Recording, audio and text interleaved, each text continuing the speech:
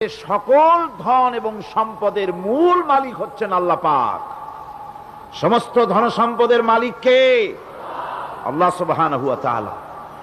কোরআনে কারীম বলছে, লিল্লাহি মা ফিস সামাওয়াতি ওয়া মা ফিল আরদ। আকাশ এবং জমিনের ভিতরে যা কিছু আছে সব কিছুর মালিকানা কার?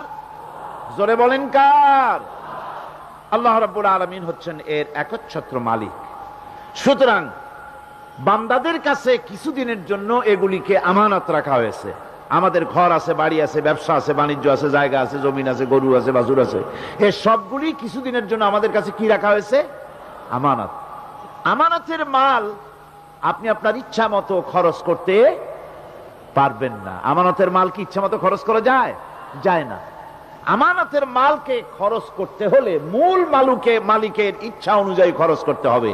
মূল মালিককে আল্লাহ রাব্বুল আলামিন বলছেন, ইন্নাল্লাহা ইশতারা মিনাল মুমিনিনা আনফুসাহুম ওয়া আমওয়ালাহুম বিআন্না লাহুমুল জান্নাহ।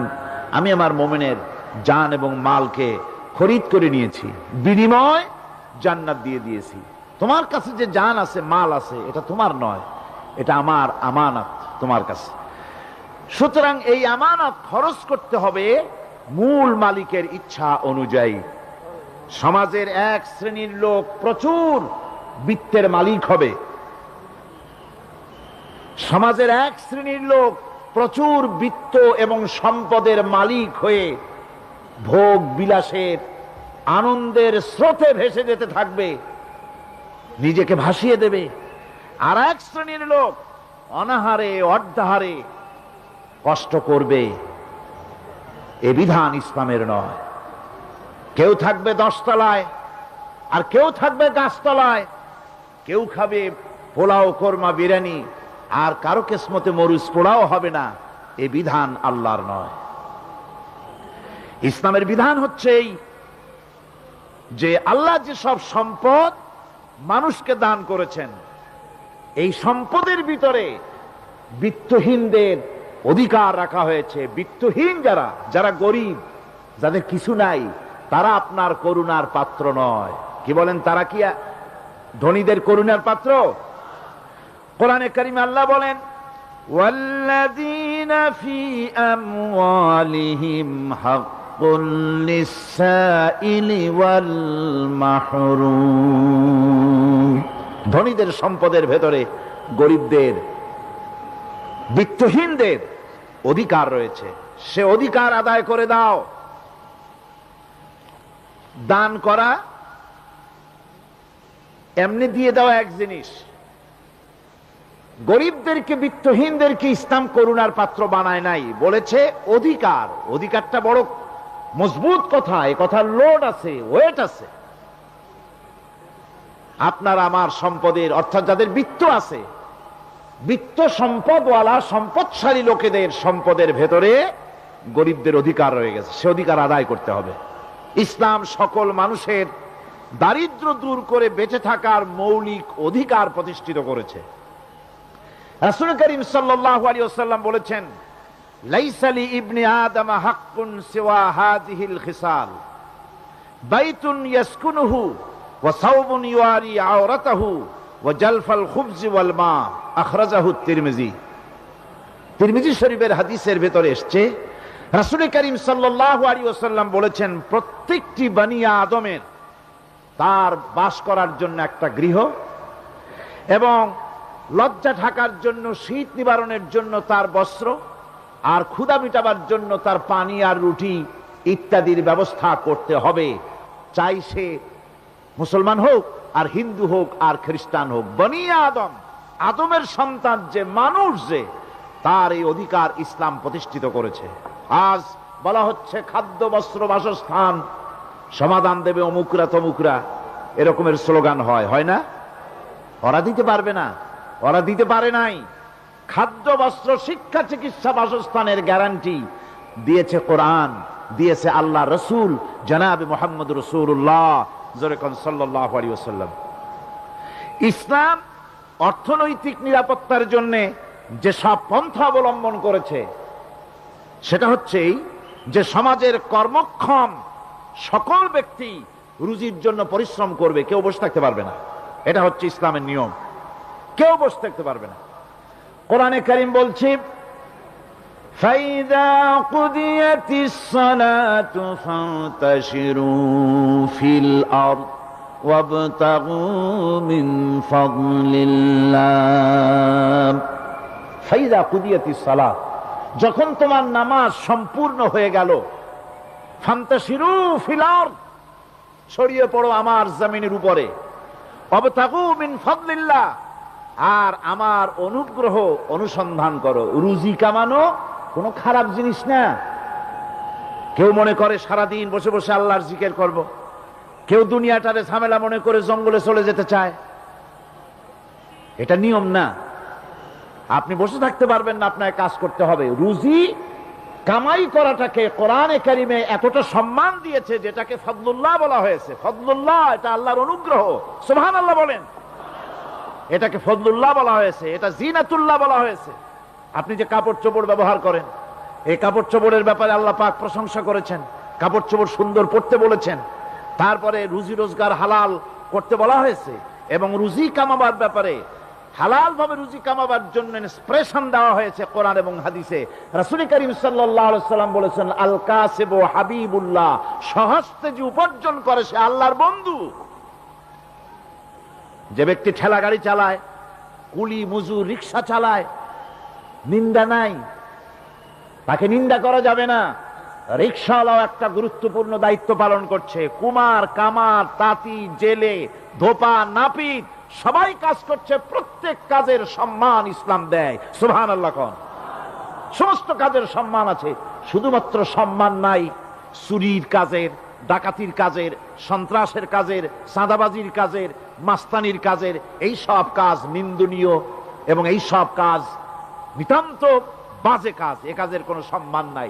সম্মান হচ্ছে নিজের হাতে কামাই করে সারা দিনে এক মুঠো খাবারও যদি খান, আপনার খাবারের চাইতে হালাল খাবার কারো হতে পারে না। আল্লাহর বন্ধু সোজা কথা না। আল কাসিবু হাবিবুল্লাহ, সহস্ত উপার্জনের এত বরকত। সেজন্য অর্থনৈতিক নিরাপত্তার জন্য সমাজের প্রত্যেকটি কর্মক্ষম লোককে কাজ করতে হবে। কি করতে হবে? নামাজ পড়া হয়ে গেছে, এখন আর বসে থাকা চলবে না, নেমে পড়ুন কাজের জন্য, আল্লাহর অনুগ্রহ অনুসন্ধান করুন।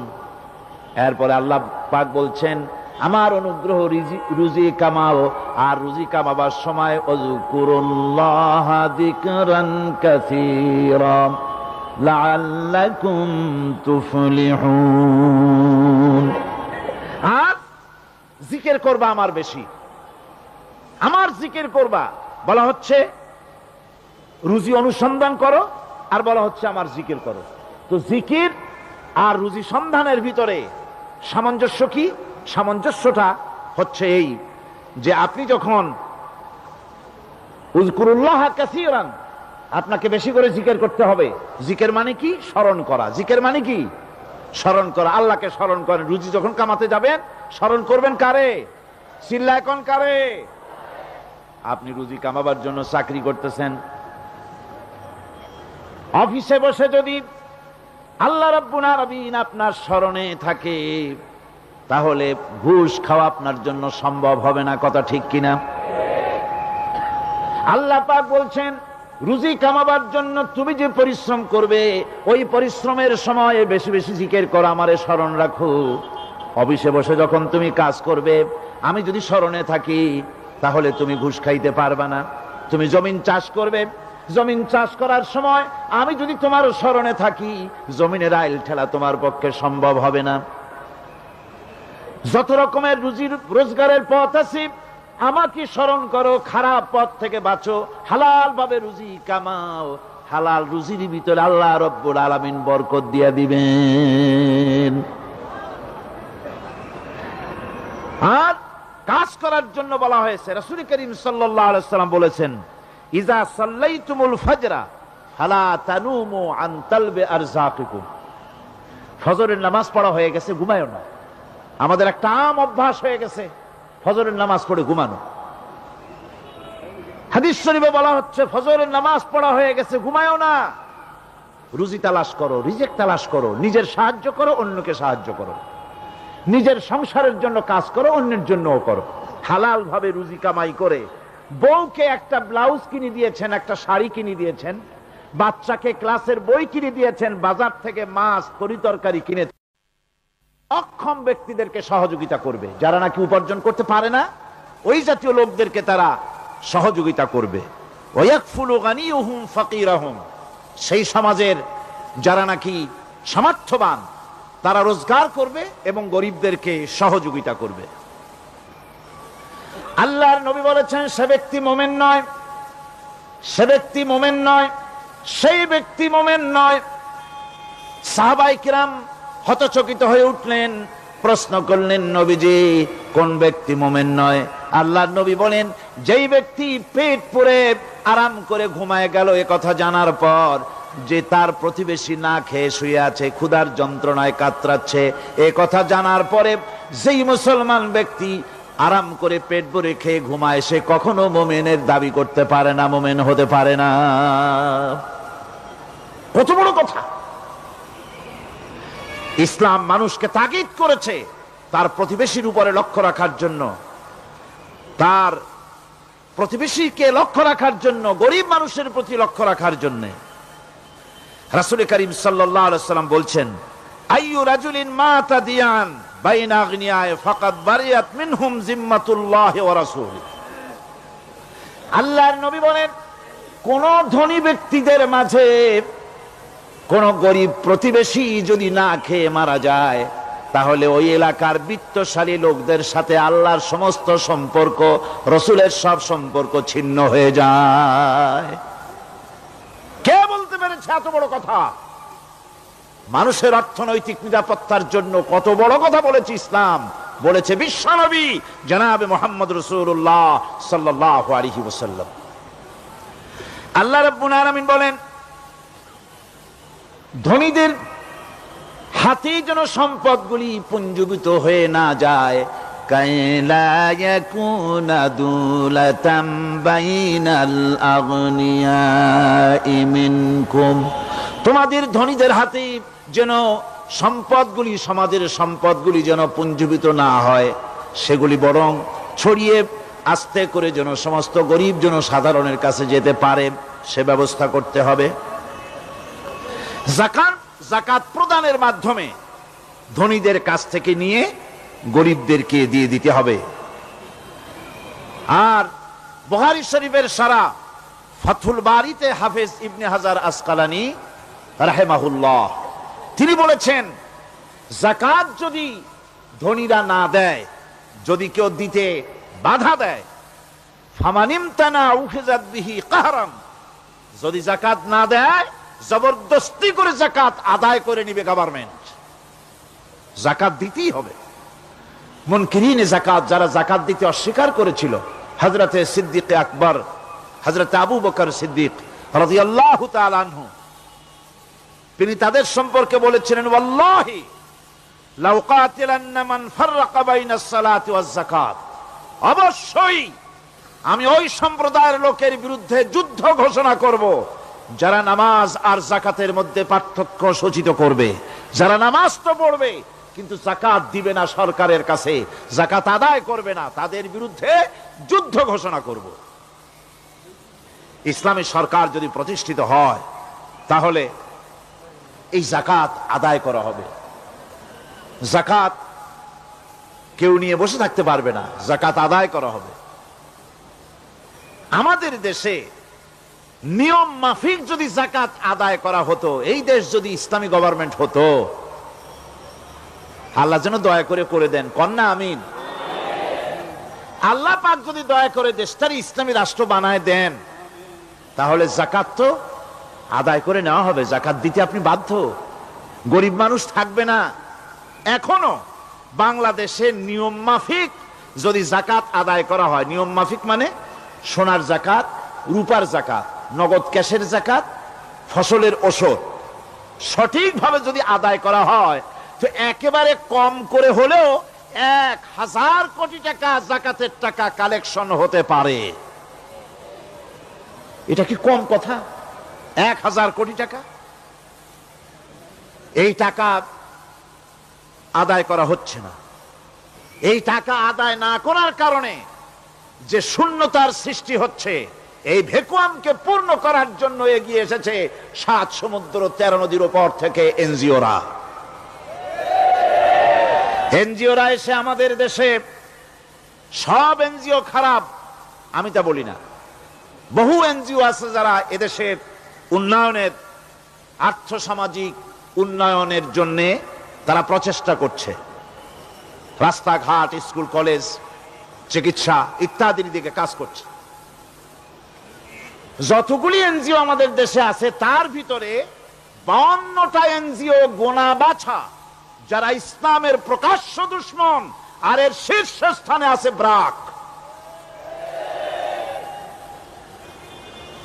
এই এনজিও গুলি তারা আমাদের দেশে এসে সুদি কারবার শুরু করেছে, পরিপূর্ণভাবে সুদের কারবার। ব্যাংকের থেকে যদি আপনি লোন নেন তাহলে 15 or 17% ইন্টারেস্ট দিতে হবে, আর ওদের কাছ থেকে যে সুদ, যে টাকা নেওয়া হয় সেই টাকায় গ্রামীণ ব্যাংক থেকে শুরু করে ব্রাক বলেন, কারিতাস বলেন, অক্সফাম বলেন, অ্যাডাপ বলেন, যেগুলি আছে এগুলি সুদ নেয় 30 থেকে 34% পর্যন্ত। গোটা জাতিকে গ্রাম পর্যায়ে তারা সুদের নিবিড় চাষ করতেছে, ঘরে ঘরে সুদ পৌঁছে দিয়েছে, মুসলমান নারীদেরকে বেহুরমতি করেছে, ইসলামের ঐতিহ্য ধ্বংস করতেছে, নারীদেরকে বিপর্দা করতেছে, আমার দেশের ফ্যামিলি স্ট্রাকচারকে এনজিওরা ধ্বংস করে দিচ্ছে।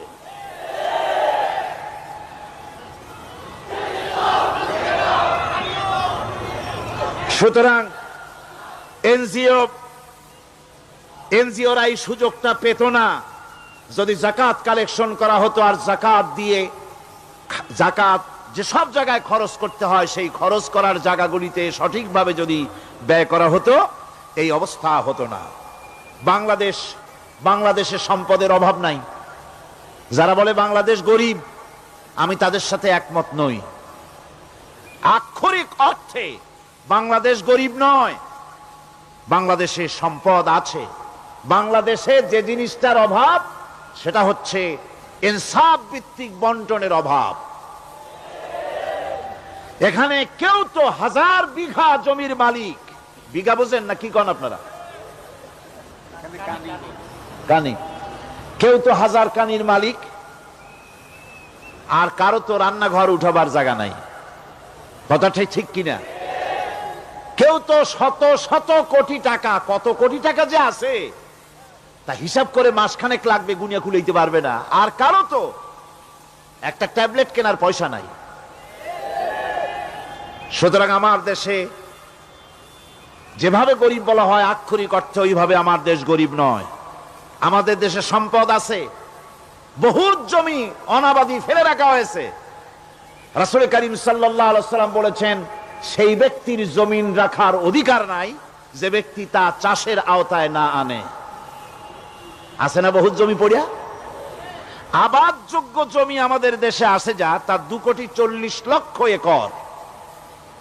আমাদের ভূমি সম্পদ রয়েছে, বনজ সম্পদ যা আছে সেটা হচ্ছে 32,53,860 একর জুড়ে বিরাট বনজ সম্পদ আমাদের আছে।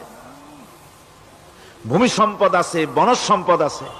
আমাদের রয়েছে পানি সম্পদ, প্রায় 250 নদী, 3,600 বর্গ মাইল জুড়ে নদীগুলো প্রবাহিত আছে। আমাদের পানি সম্পদ আছে।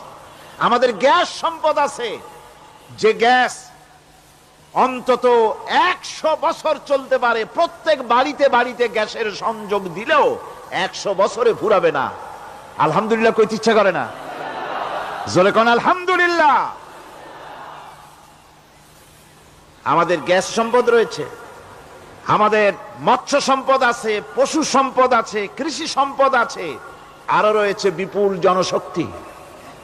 জনশক্তিকে আজ সবচাইতে বার্ডেন মনে করা হয়। জনশক্তিকে বলা হয় বাংলাদেশের সবচাইতে বড় সমস্যা জনশক্তি সমস্যা। এটা হচ্ছে যে সরকার আসে তারই ভূতে পায়, যে যায় লঙ্কা সে আর মানুষ আলে ফেরে না, মানুষগুলি তার জন্য জ্বালা। অথচ এই মানব শক্তি হচ্ছে শ্রেষ্ঠ শক্তি। ইউনিভার্সিটি জনমের মতো না বাড়াইয়া, এখন তো ইউনিভার্সিটি দাবি করতেছে সকলে, গ্রামে গঞ্জে থানায় রান্নাঘরে সব জায়গায় কয় আমাদের ইউনিভার্সিটি দাও। আর ইউনিভার্সিটির ফজিলত কি তা তো আমরা দেখতেইছি।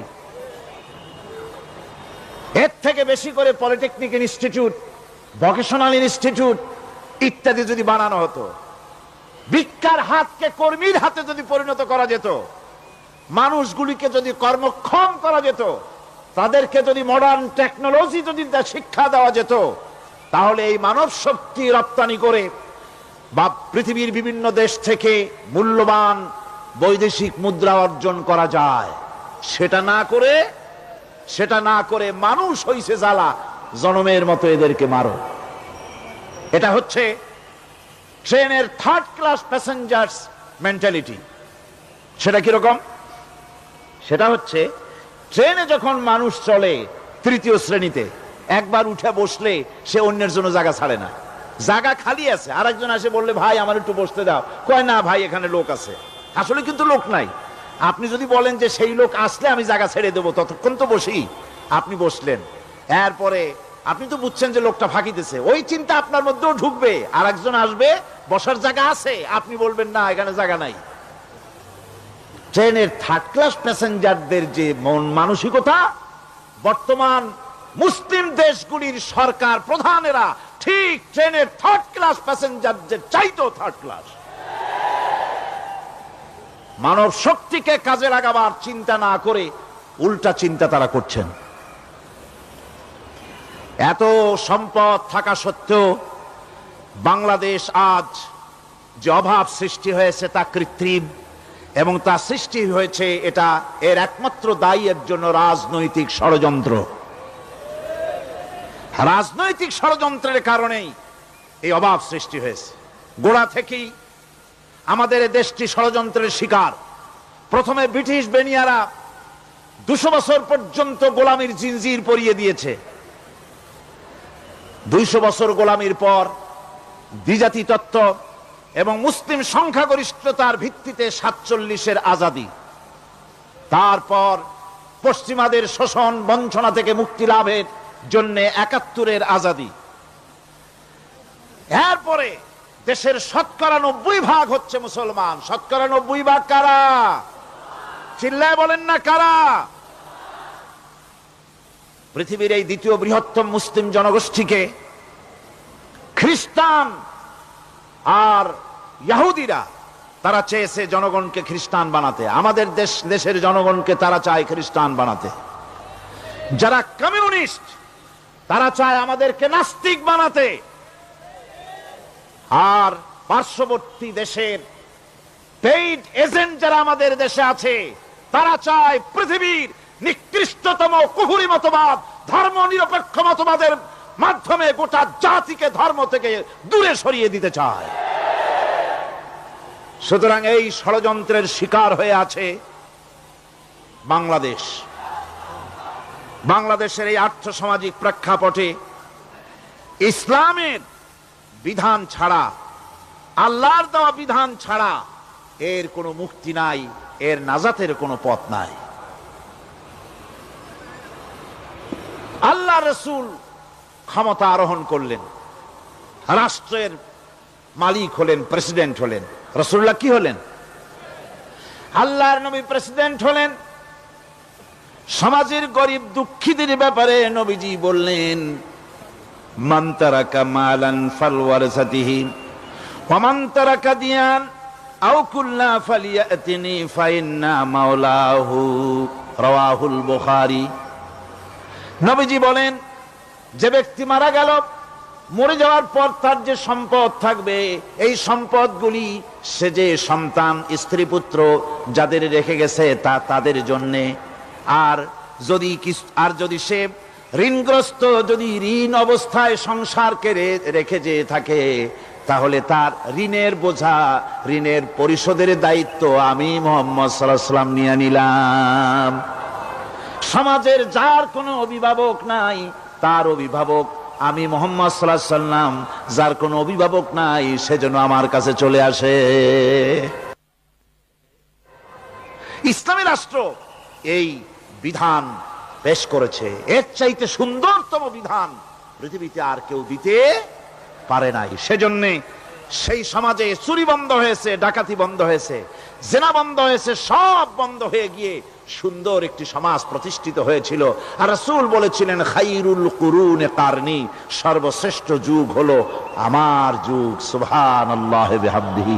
মানুষ দরজা খুলে ঘুমায়েছে, কারো ক্ষুধার কষ্ট নাই, পড়ার কষ্ট নাই, খাবারের চিন্তা নাই, চুরি ডাকাতির ভয় নাই, ভয় মুক্ত। ওই যে গতকাল বলেছিলাম, যেমন একটা সমাজ আসবে, খাব্বাব চিন্তা করো না, আমি কসম করছি এমন একটা সমাজ প্রতিষ্ঠিত হবে যেই সমাজে চুরি ডাকাতি জেনা ব্যভিচার হত্যা ধর্ষণ কোনো ভয় থাকবে না। লা ইয়াখাফু ইল্লাল্লাহ, আল্লাহ ছাড়া কারো কোনো ভয়, মনের ভিতরে ভয় থাকবে না। ওয়ালাকিন্নাকুম তাস্তাজিলুন, তোমরা বড্ড তাড়াহুড়ো করতেছো, বেসবর হচ্ছ, সবর করো, তাড়াহুড়ো করো না। এমন সমাজ আসবে। রাসূলুল্লাহ এরকম একটা সমাজ গোটা পৃথিবীবাসীকে উপহার দিতে পেরেছিলেন না পারেন নাই? পেরেছিলেন কিনা? সেই কথাই আল্লাহ রাব্বুল আলামিনের কথার সঙ্গে বার মিলান। লাইসাল বিররা আন তুওয়াল্লু বুজুহাকুম কিবালাল মাশরিকি ওয়াল মাগরিব।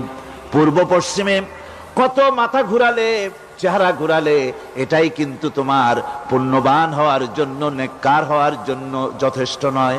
বরং যথেষ্ট হলো আল্লাহর প্রতি ঈমান আনো, কিতাবের প্রতি, পরকালের প্রতি, ফেরেশতার প্রতি, নবীদের পরে ঈমান আনো।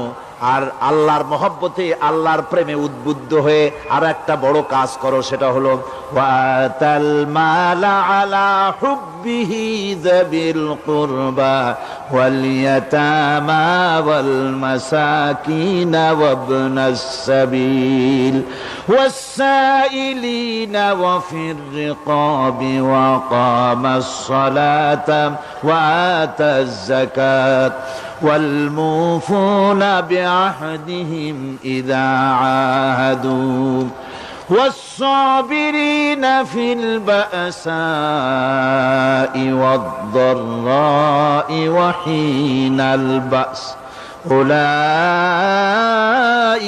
الذين صدقوا وأولئك هم المتقون।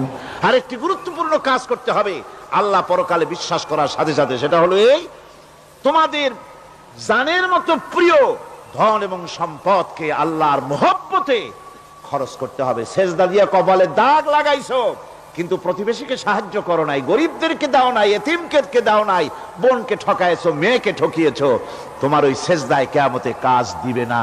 প্রকৃতপক্ষের নেককার পুণ্যবান হওয়ার জন্য গরিব জনসাধারণকে সহযোগিতা করতে হবে। এরপরে মাঝখান থেকে যেটা বাদ দিয়েছিলাম, বলেছিলাম নামাজ এবং যাকাত। আমি যাকাতটা কালকে আগে নিয়ে এসেছিলাম, নামাজটা ছিল আগে। সেই নামাজটা যেহেতু আলাদা একটা বিষয় হবে, আর যাকাতটা সাদকার সাথে সামঞ্জস্য আছে, সেই জন্য যাকাত আর সাদাকার কথাটা একসঙ্গে মিলাই বলেছিলাম। এখন শুরু করছি নামাজ। সালাত, সালাত এর আবিধানিক অর্থ হচ্ছে কোন জিনিসের দিকে মুখ ফিরানো। সালাতের অর্থ হচ্ছে নিকটবর্তী হওয়া, মুখ ঘুরানো, মুতাওয়াজ্জা হওয়া। ওই যে হযরত ইব্রাহিম আলাইহিস সালাম বলেছিলেন, ইন্নী ওয়াজ্জাহতু ওয়াজহিয়া লিল্লাযী ফাতারাস সামাওয়াতি ওয়াল আরদ। জানেন আপনারা? পড়েন, ইন্নী ওয়াজ্জাহতু ওয়াজহিয়া লিল্লাযী ফাতারাস সামাওয়াতি ওয়াল আরদা হানিফা ওয়া মা আনা মিনাল মুশরিকিন। নিশ্চয় আমার মুখ ঘুরায় দিলাম কার দিকে? যিনি আকাশ এবং জমিনের স্রষ্টা, সব কিছুর মালিক যিনি, তার দিকে আমি মুতাওয়াজ্জা হলাম। নামাজের অর্থই হচ্ছে মুতাওয়াজ্জা হওয়া, মুখ ঘুরিয়ে দেওয়া, চেহারা ঘুরিয়ে দেওয়া। আর নামাজের আরেক অর্থ হচ্ছে নিকটবর্তী থেকে আরো নিকটবর্তী হওয়া। আমরা কি নিকটবর্তী হতে চাই? না বুঝলে কবেন কি? নিকটবর্তী হইতে চাই কার? আল্লাহ। আমরা কি আল্লাহর নিকটবর্তী হতে চাই? আল্লাহ রাব্বুল আলামিন বলেন, নিকটবর্তী হতে হলে ওয়াসজুদ ওয়াকতারিব, সেজদা দাও আর সেজদার মাধ্যমে আমার নিকটবর্তী হয়ে যাও। সেজদা দিলেই আল্লাহর নিকটবর্তী হওয়া যায়। কোন সুবহানাল্লাহ।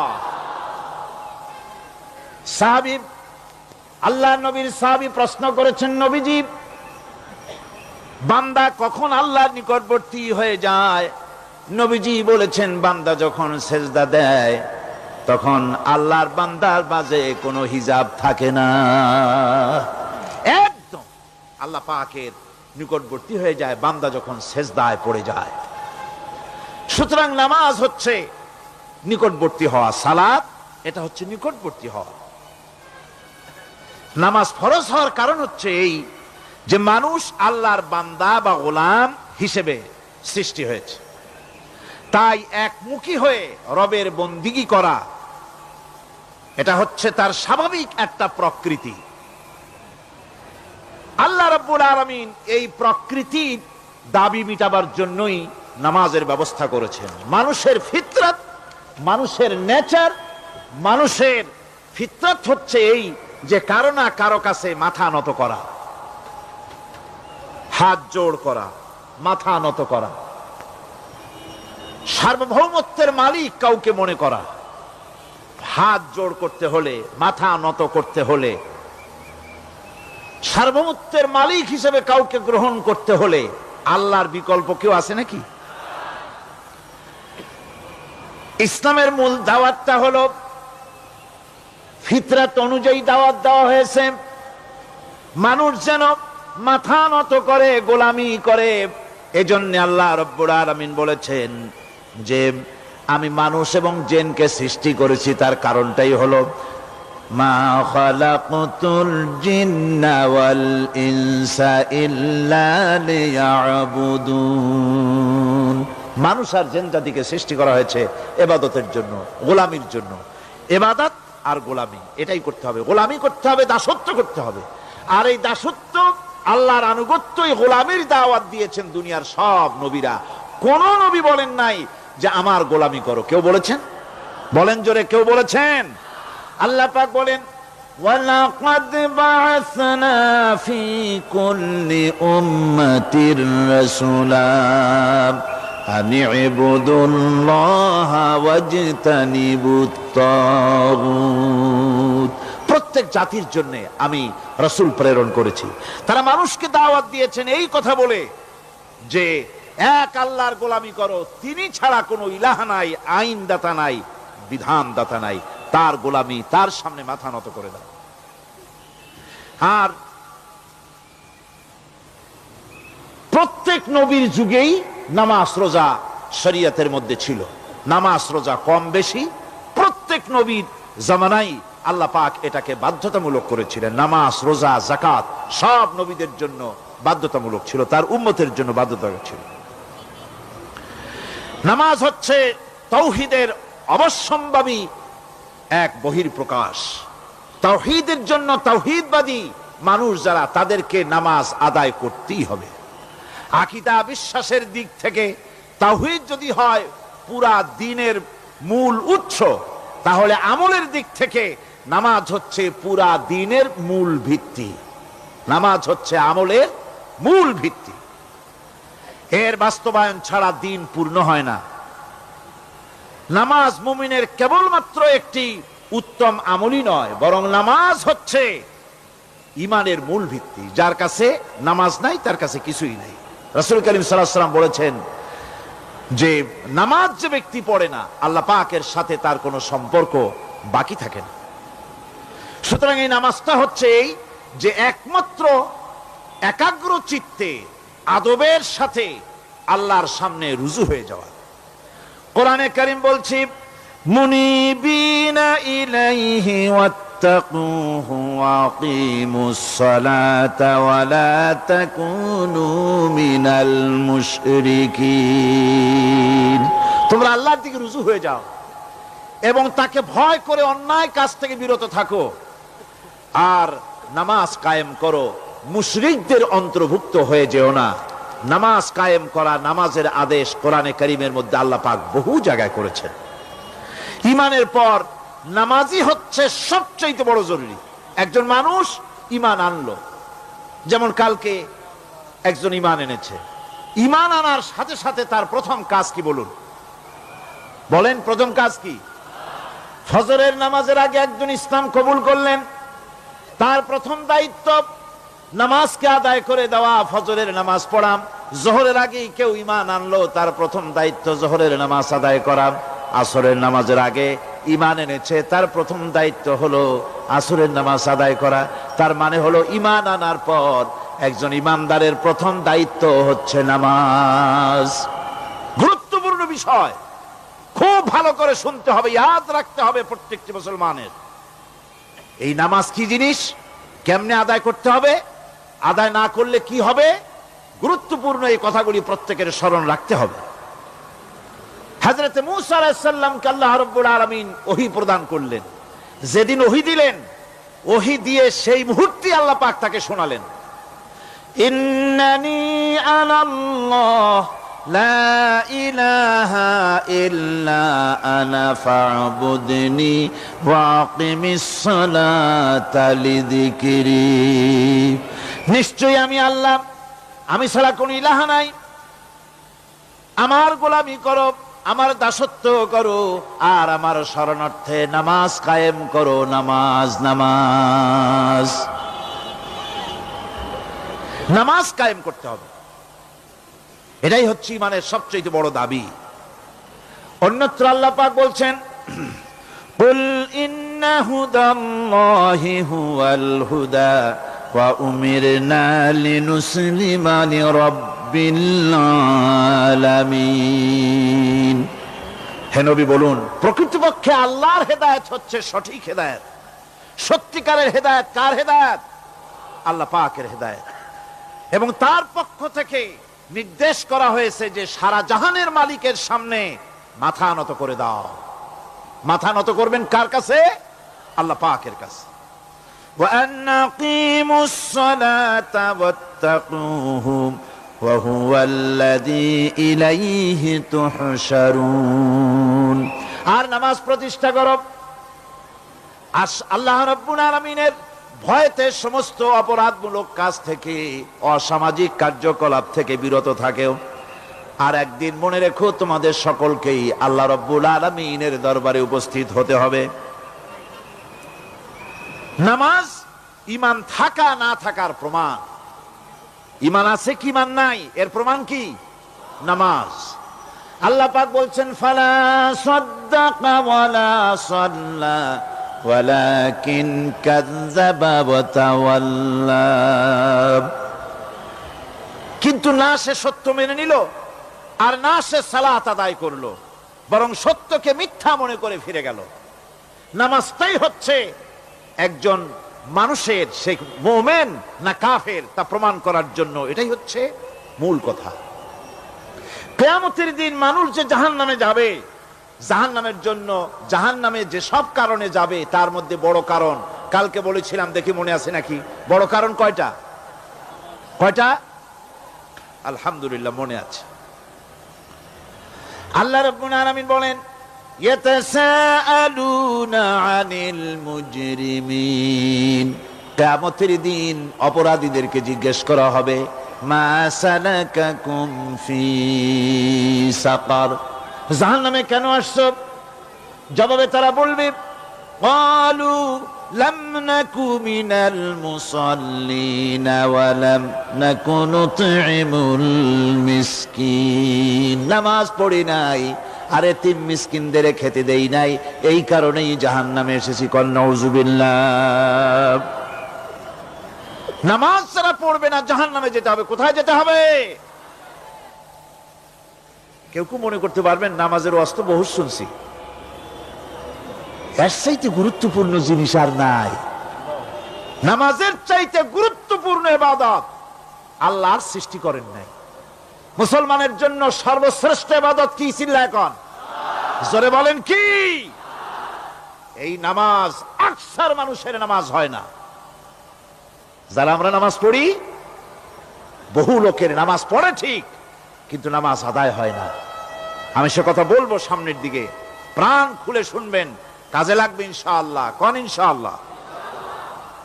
আকীদাগত দিক থেকে ঈমান হলো তাওহীদের স্বীকৃতি, আর আমলের দিক থেকে নামাজ হচ্ছে তাওহীদের বহিঃপ্রকাশ। আপনি মুসলমান তা প্রমাণ হবে নামাজ দিয়ে। নামাজহীন ঈমানের দাবি মূল্যহীন। যার নামাজ নাই তার ঈমানের দাবি করার কোনো মূল্যই নেই। অনেক এরকম কথা বলে, হুজুর আমি মানুষটা নিতান্ত খারাপ না, যাই মনে করেন, গ্রামে রাস্তা বানাইছি, ব্রিজ করে দিয়েছি, কালভার্ট করেছি, এতিম মিসকিনদের তাও মাঝে মধ্যে খাবার দেই। নামাজ হচ্ছে ইসলামের গণ্ডির মধ্যে প্রবেশের প্রমাণ। কোরআনে কারীম বলছে, ফাইন তাবু ওয়া আকামুস সালাতা ওয়া আতাউজ যাকাতা ফাইখওয়ানুকুম ফিদ্দীন।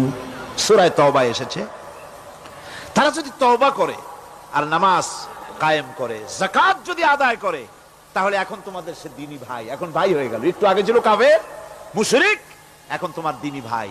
দ্বীনের গণ্ডির মধ্যে প্রবেশ করা কলেমা পড়ার সাথে সাথেই নামাজ। নামাজ হচ্ছে দ্বীনের প্রধান গেট, দ্বীনের প্রধান তোরণ। দ্বীনের মধ্যে প্রবেশ করার জন্য এই গেট দিয়ে প্রবেশ করতে হবে। সুতরাং এই নামাজের এতই গুরুত্ব দেওয়া হয়েছে। ইসলাম যদি ক্ষমতায় আসে, আল্লাহ যেন এনে দেন, জোরে কোন আমিন। ইসলাম যদি ক্ষমতায় এসে যায়, রব্বুল আলামিন তাফসীরের মাহফিল, কোরআন সামনে নিয়ে আশা করে তোমার দরবারে দোয়া করি, এই বিশাল জনসমুদ্রের দোয়া কবুল করো মাবুদ গো, এই বাংলাদেশকে ইসলামের দেশ বানাইয়া দাও। দেশটা যদি ইসলামের হয়ে যায়, আইন যদি আল্লাহর হয়, শাসন যদি সৎ লোকেরা করে, রব্বুল আলামিন কোরআন শরীফে বলেন, তাহলে তারা 4টা কাজ করবে। আল্লাযীনা মাক্কান্নাহুম ফিল আরদ আকামুস সালাতা ওয়া আতাউজ যাকাত ওয়া আমারু বিল মা'রুফি ওয়া নাহাউ আনিল মুনকার। মুমিনেরা ক্ষমতায় এসে প্রথম যে কাজটা করবে, প্রথমে ক্ষমতা এসেই নামাজ বাধ্যতামূলক করবে। প্রথম কি? ওয়াজ নসিহতে অনুরোধ করা হবে না, বাবাজিরা আল্লাহর রাস্তায় নামাজটা পড়ে না।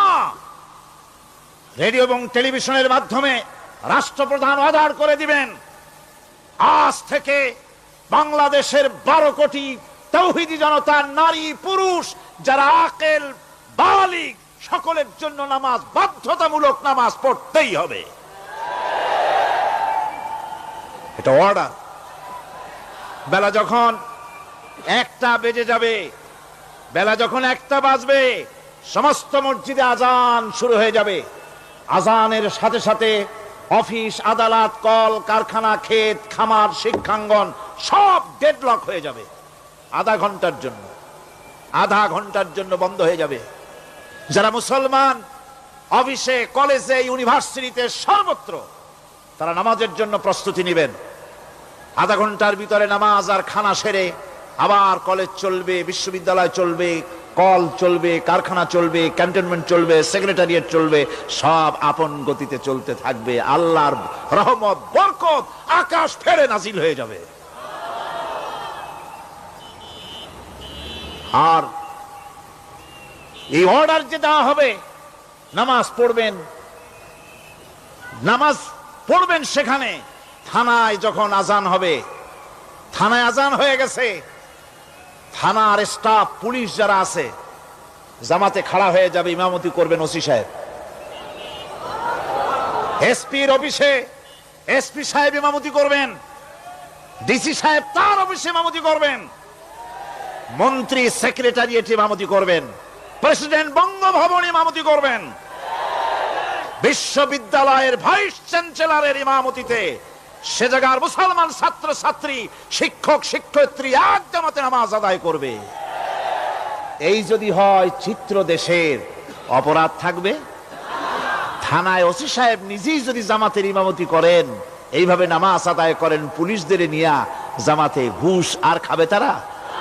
এসপি সাহেবের অফিসে, ডিসি সাহেবের অফিসে মন্ত্রীরা যদি এভাবে নামাজ কায়েম করে, তাহলে কি অন্যায় অপরাধ কিছু থাকবে সমাজে? থাকবে না। সুতরাং নামাজ বাধ্যতামূলক করে দেওয়া হবে। নামাজ বাধ্যতামূলক, সকলকে নামাজ পড়তে হবে। নামমাত্র মুসলিম জাতির রাষ্ট্র ক্ষমতা গ্রহণ করাই হলো ইসলামী শাসন ব্যবস্থা নয়।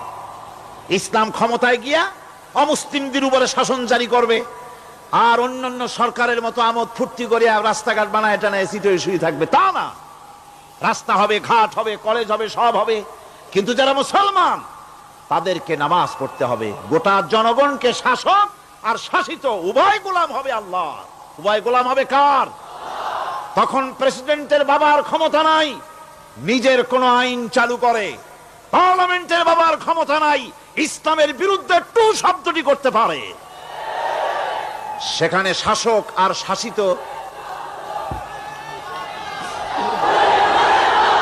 শাসক আর শাসিত হয়ে যাবে একজন এক হুকুমদাতার গোলাম। সেই হুকুমদাতাকে ইনিল হুকুমু ইল্লা লিল্লাহ আলা লাহুল খালকু ওয়াল আমর। প্রেসিডেন্ট থেকে শুরু করে শাসক আর শাসিত সব আইন মানবে ওই আল্লাহ রব্বুল আলামিনের, যিনি এই তামাম জাহান সৃষ্টি করেছেন। সৃষ্টি যার আইন চলবে সেই আল্লাহ রব্বুল আলামিনের,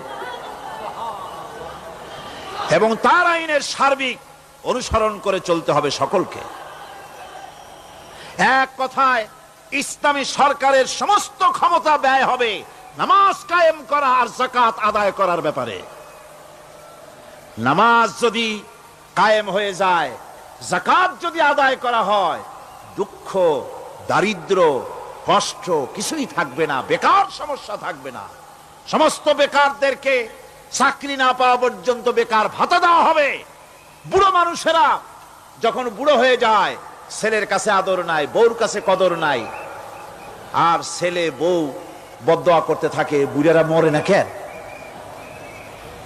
আছে না আমাদের সমাজ? ইসলামী সরকার এলে পরে এই বৃদ্ধ মানুষদের ব্যবস্থা করা হবে। তাদের প্রতি এই ধরনের অসদাচরণ কেউ করতে সাহস পাবে না।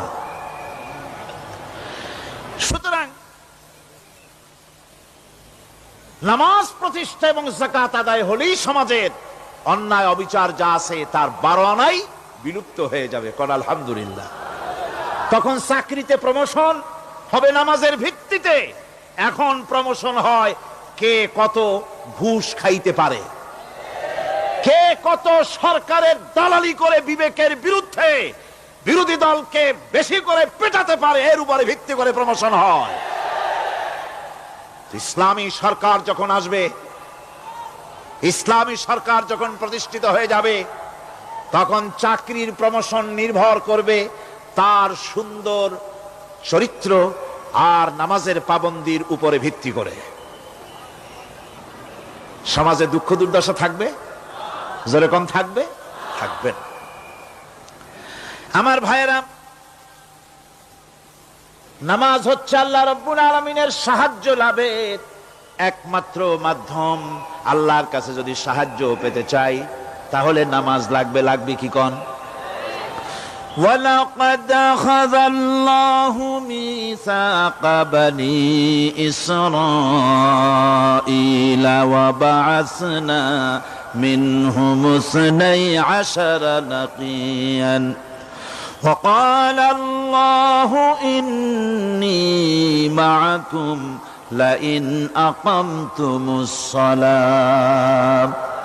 আল্লাহ পাক বলেন, বনি ইসরাইলদের নিকট আমি ওয়াদা নিয়েছিলাম, তোমরা যদি মানুষদেরকে অসামাজিক কার্যকলাপ থেকে যদি তোমরা ফিরাইতে পারো, মানুষদেরকে অসামাজিক কার্যকলাপ থেকে তোমরা ফিরাবে। 12টা গোত্রের জন্য 12 জন নকিব নির্দিষ্ট করে দেওয়া হলো, তাদের দায়িত্ব দেওয়া হলো। মানুষদেরকে, সমাজের লোকদেরকে অন্যায় কাজ থেকে তারা ফিরাবে, ভালো ভালো কাজ করার জন্য তাদেরকে আদেশ করবে, অসামাজিক অধর্মীয় কাজ থেকে বাঁচাবার চেষ্টা করবে। এইটা যদি তোমরা করো তাহলে আমি তোমাদের সাথে আছি। শর্ত হলো একটা, তোমাদেরকে নামাজ কায়েম করতে হবে। নামাজ যদি কায়েম করো আমার মদদ তোমাদের জন্য অবধারিত হবে। নামাজ প্রতিষ্ঠা করলেই আল্লাহর সাহায্য লাভ করা যায় জীবনের সকল ক্ষেত্রে। নামাজ হচ্ছে অপকর্মের প্রতিবন্ধক। নামাজ পড়লে অন্যায় কাজ থেকে বাঁচার পথ। অন্যায় থেকে বাঁচায় কিসে? নামাজ। আল্লাহ রাব্বুল আলামিন বলেন, উতলু মা উহিয়া ইলাইকা মিনাল কিতাবি ওয়াকিমিস সালাম ইন্নাস সালাতা তানহা আনিল ফাহশাই ওয়াল মুনকার। হে নবী, এই কিতাব তেলাওয়াত করো, যা তোমার প্রতি অবতীর্ণ করা হয়েছে, এই কিতাব তেলাওয়াত করো আর নামাজকে প্রতিষ্ঠা করো। নিঃসন্দেহে নামাজ মানুষকে পাপাচার থেকে বাঁচায়া দেয়। অশ্লীলতা, পাপাচার থেকে মানুষকে বাঁচায় কে? জোরে চিল্লায় কোন কে? নামাজ। এই নামাজ মানুষকে অন্যায় কাজ থেকে বাঁচায় দেয়। নামাজ যে মানুষকে অন্যায় কাজ থেকে বাঁচায়, কেমনে বাঁচায়? আমরা যে নামাজ পড়ি, এই নামাজে তো আমাদেরকে অন্যায় কাজ থেকে বাঁচাইতে পারে না। নামাজি বহুত মানুষ আছে অন্যায় করে, করে কিনা কোন? না করে না? করে। নামাজি অথচ অন্যায় করে। আর আল্লাহ বলছেন নামাজিকে, নামাজ তাকে অশ্লীলতা থেকে ফিরায়। তাহলে কথা কারটা ঠিক? আল্লাহরটা। জোরে বলেন, কারটা ঠিক? অবশ্যই আমার আল্লাহর কথা হক। আমি ভুল করতেছি, আমি যেন কোথাও ভুল করতেছি, সামথিং ইজ রং, কোথাও যেন আমরা ভুল করে বসতেছি, সেই ভুলটা কি আমরা আবিষ্কার করতে চেষ্টা করবো ইনশাআল্লাহ। প্রথম যে কথাটা সেটা হচ্ছে এই যে আমরা যা নামাজে পড়ি আমরা তা বুঝি না। কথা ঠিক কিনা?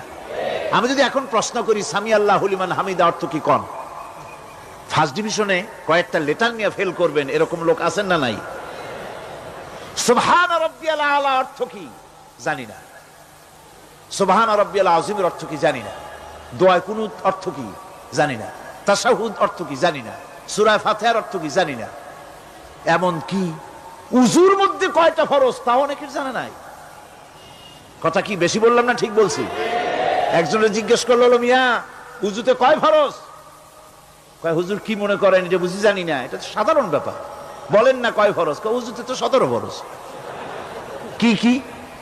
কয় হাত ধোয়া, পাও ধোয়া, মুখ ধোয়া, নাক ধোয়া, চোখ ধোয়া, জিহ্বা ধোয়া, মাথা ধোয়া। বলতে বলতে গুনে দেখা গেল প্রায় 19টার মতো বলছে। বলা হলো, মিয়া বললেন আপনি উযুতে ফরজ 17টা, কইলেন আপনি 19টা। কয় হুজুর জানি আরো, বলি না আপনাদের ভয়তে। উযু জানে না, নামাজ জানে না, তাকে এই নামাজ কেমনে ফিরাবে অন্যায় কাজ থেকে? কথা বুঝতে পেরেছেন? নামাজে কি পড়ি? নামাজে দাঁড়ায় গেলাম, আল্লাহু আকবার অর্থ কি? চিল্লায় কন্না আল্লাহু আকবার। এরকম না, মুসলমানের মতো গলা ছেড়ে দিয়ে চিৎকার দিয়ে বলেন আল্লাহু আকবার। এই আল্লাহু আকবার, আল্লাহ সর্বশ্রেষ্ঠ, তার চাইতে বড় আর কেউ নাই। এই কথা দিনরাত 24 ঘন্টার ভিতরে শত শতবার বলি, একবার দুইবার না, শত শতবার বলি আল্লাহ সর্বশ্রেষ্ঠ। এই কথা বলার পরেও মনের মধ্যে অন্য কেউ বড় হয়, আল্লাহর বড়ত্ব যেভাবে মুখ দিয়া বলি ওইভাবে কার্যত পালন করি না। নামাজে আল্লাহু আকবার বললাম, এরপরে সানা পড়লাম, তারপরে সূরা ফাতিহা পড়লাম। সূরা ফাতিহার ভিতরে যে সমস্ত কথাগুলি বললাম সেই কথাগুলি বুঝি না, কি বলেছি তাও জানি না। এরপরে সুবহান রাব্বিয়াল আলা বলেছি, সুবহান রাব্বিয়াল আযীম বলেছি, সামি আল্লাহু লিমান হামিদা বলেছি, অর্থ কি জানি না। আল্লাহ তা শুনতে পান, যে ব্যক্তি আল্লাহর প্রশংসা করেন তিনি তা শুনতে পান। নামাজের মধ্যে আইডিয়া দেওয়া হচ্ছে, তুমি যে আল্লাহর জন্য নামাজ পড়তেছো, প্রশংসা করতেছো, এটা এমন নয় যে আল্লাহ পাক দেখছেন না বা শুনতেছেন না। তুমি যা বলতেছো, প্রশংসা করতেছো, আল্লাহ পাক তা শুনতে পাচ্ছেন। সামি আল্লাহু লিমান হামিদা। সুবহান রাব্বিয়াল আলা, আমি মহান সর্বশ্রেষ্ঠ আল্লাহ রাব্বুল আলামিনের পবিত্রতা ঘোষণা করছি, আমি তার প্রশংসা করছি। সূরা ফাতিহার কি আমরা বলি আপনারা ব্যাখ্যা দেখে বুঝে নিয়েন, সেগুলি আমি এখানে বলে বাকি কথা সব শেষ করতে পারবো না।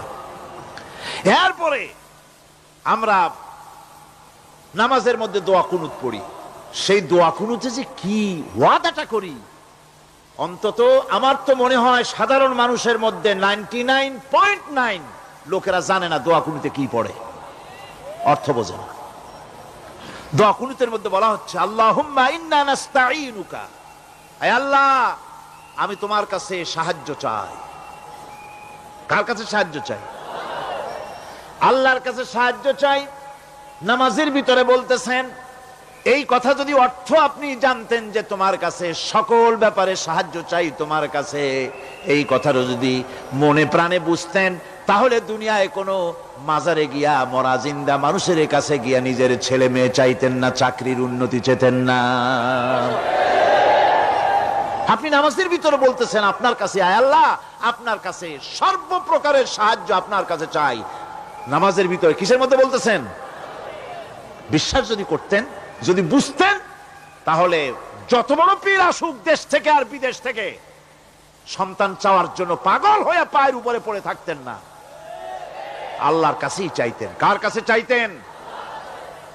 এরপরে বলতেছেন আস্তাগফিরুকা, তোমার কাছে ক্ষমা চাই, গুনাহ করেছি, অনেক গুনাহ করেছি, তোমার কাছে ক্ষমা চাই, কারণ সাহায্য করতে পারো তুমি, গুনাহ মাফ করতে পারো তুমি।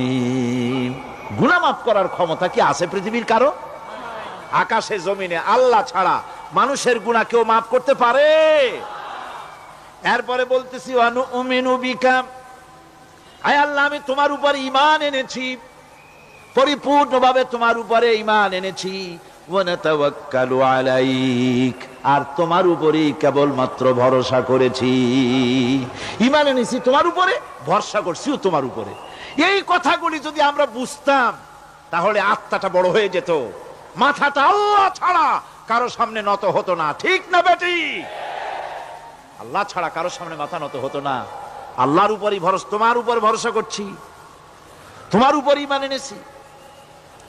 এরপরে বলছি ওয়ানুসনি আলাইকাল খায়র, সর্বপ্রকার কল্যাণের সাথে তোমার প্রশংসা করতেছি।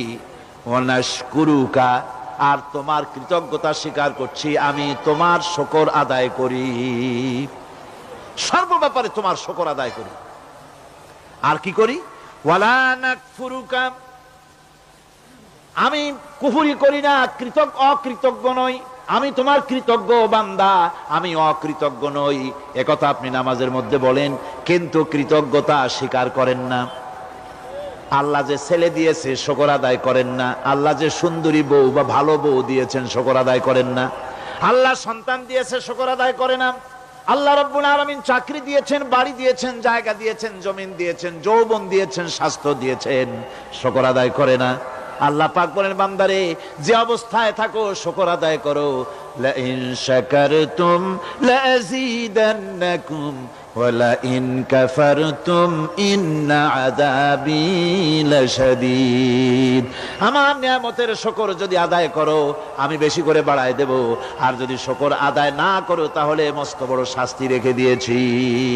সব ব্যাপারে শুকর আদায় করো, আমার নিয়ামতের শুকর আদায় করো। চোখ দিয়া দেখতে পাও, কও আলহামদুলিল্লাহ। মুখ দিয়া কথা বলতে পারো, কও আলহামদুলিল্লাহ। যা খাও মজা লাগে, বলো আলহামদুলিল্লাহ।